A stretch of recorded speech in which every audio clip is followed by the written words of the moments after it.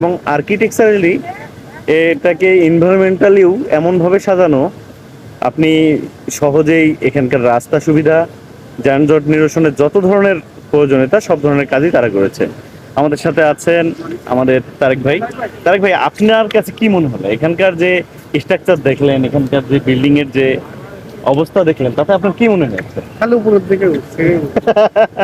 আচ্ছা, আমাদের সাথে আছে হচ্ছে আমাদের ভাইয়া।